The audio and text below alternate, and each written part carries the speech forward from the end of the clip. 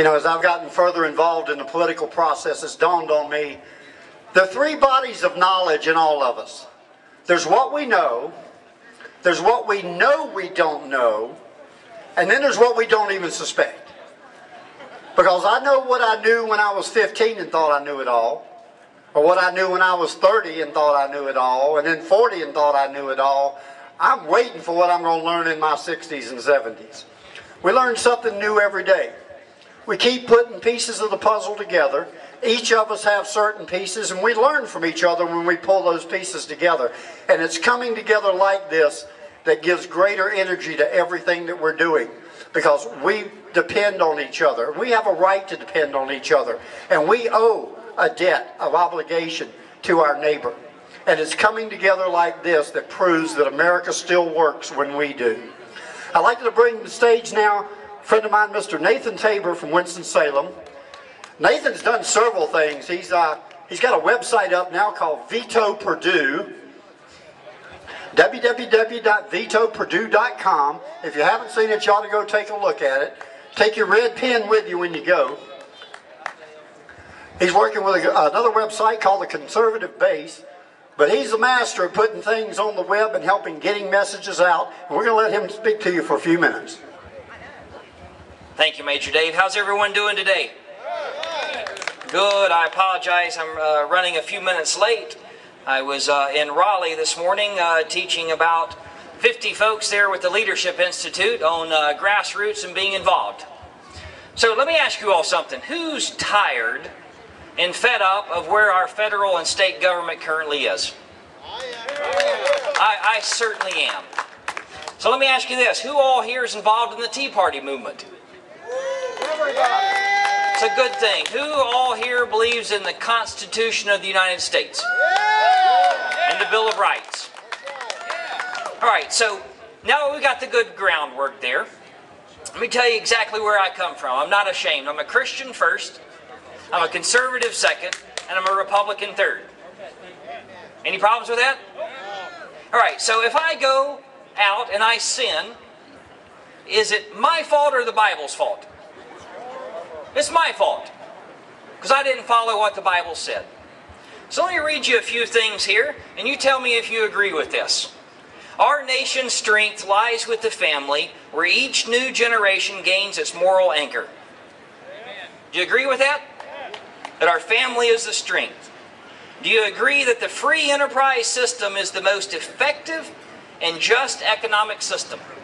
Capitalism. Do you believe in capitalism? I do.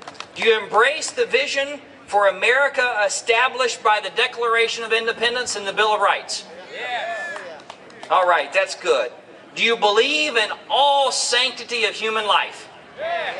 Are you pro-life? Do you expect, now this is unique in the state of North Carolina, do you expect our legislators to be efficient, effective, responsive, and ethical? Absolutely.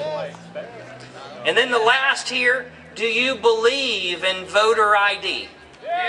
Stopping voter fraud.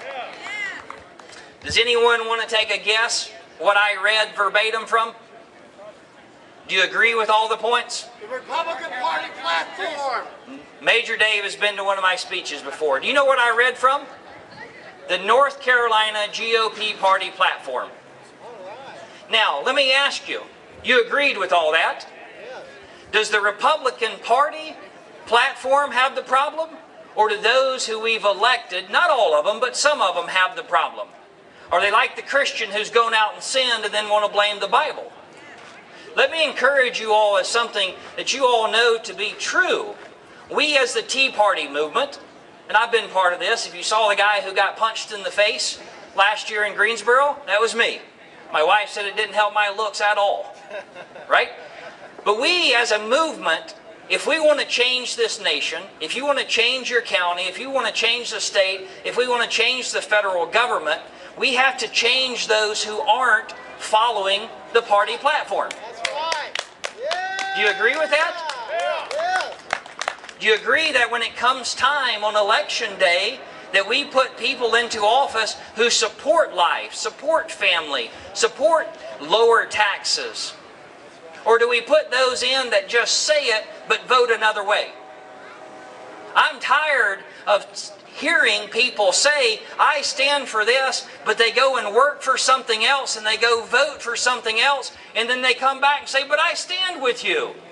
It's time that we hold them accountable and put them to the test and say, no, you don't. You haven't been voting with us. You've not been following our principles, and we're tired of it. So what I want to encourage you all today, if you're not, I'm not, many of you I see here, I know you already are. We're a two-party system right now. Do you know how many, in the North Carolina State House and North Carolina State Senate, do you know how many people that are elected that are not a registered Republican or registered Democrat? Any guesses? 0. There was one independent and he changed to a Republican.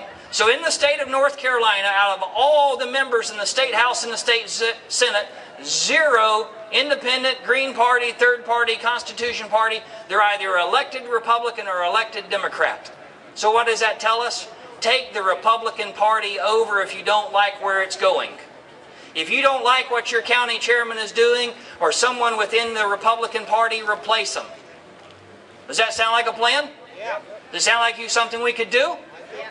If we are going to be a state that is socially and fiscally conservative, we must, on election day, in 2 weeks in early voting, organize our precincts, organize our neighborhoods, do our phone banking, knock on doors, and put people into office.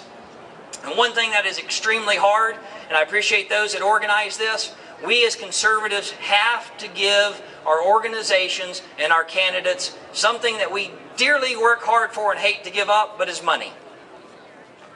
Candidates have to have money to do direct mail radio and TV.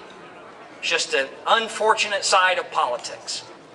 So I want to thank you all very much for allowing me to come and speak to you all. I tell you what, following the gentleman who just spoke, I just got to hear a little bit of it, will absolutely fire you up. And it's time that in 2011 is a good training ground for the municipal and city council, but in 2012, if we don't take back and maintain our state house and state senate, beat Governor Perdue, and replace Barack Obama, I don't think we can stand another 4 years of it.